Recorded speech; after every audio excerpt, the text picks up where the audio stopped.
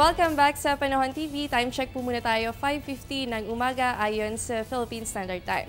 At sa puntong ito, kamustahin po muna natin ang kondisyon ng mga pangunahing dam sa bansa.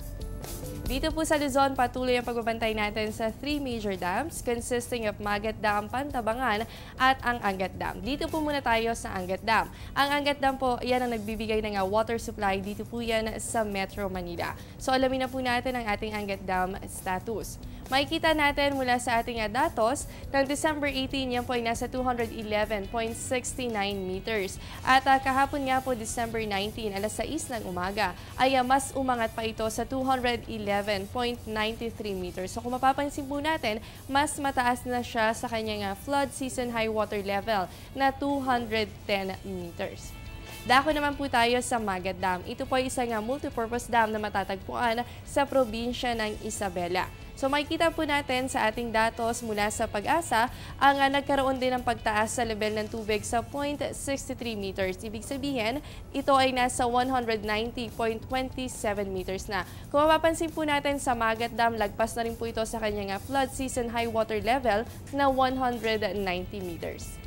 Panghuli na lamang po ang Pantabangan Dam na magtatagpuan naman po sa probinsya ng Nueva Ecija. Ito po nagbibigay ng irigasyon para sa mga farmlands sa naturang probinsya. Dito po makikita natin sa ating datos na from 204.99 meters ay nagkaroon ng bahagyang pagbaba sa level ng tubig sa negative 0.03 meters. So kahapon po, alas 6 ng umaga, yan ay nasa 204.96 meters na lamang. At malayo pa naman siya sa kanyang flood season high water level o yung spilling level na 216 meters. Abangan nyo pa po ang mga susunod naming update kaugnay sa mga major dams dito sa Luzon sa mga susunod pang araw. At sa ibang balita naman po, alamin natin ang magiging agwat ng temperatura dito sa bansa. Unahin po muna natin sa Luzon area. Sa Baguio po, asahan dyan ng 13 to 22 degrees Celsius at ganoon din po yung may hinang pag-ulan. Samantala, dito po sa atin, sa Metro Manila, mataas na po ang 23 to 30 degrees Celsius. Dako naman po tayo sa Visayas area para po sa Iloilo at Bacolod, meron kayong 24 to 30 degrees Celsius. At dito po sa Tacloban, ganoon din po dito sa may area ng Metro Cebu, asahan po natin dyan ang 24 to 31 degrees Celsius.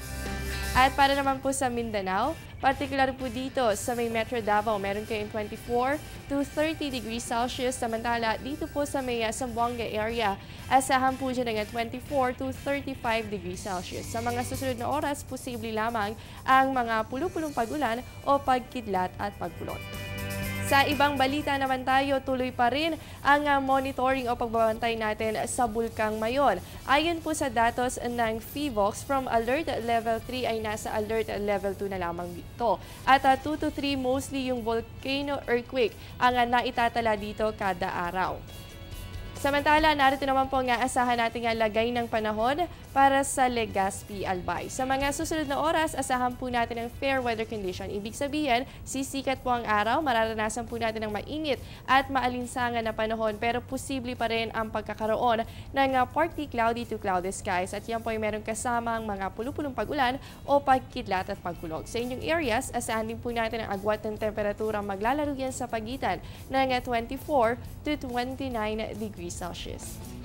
Magbabalik pa po ang Panahon TV matapos ang ilang paalala.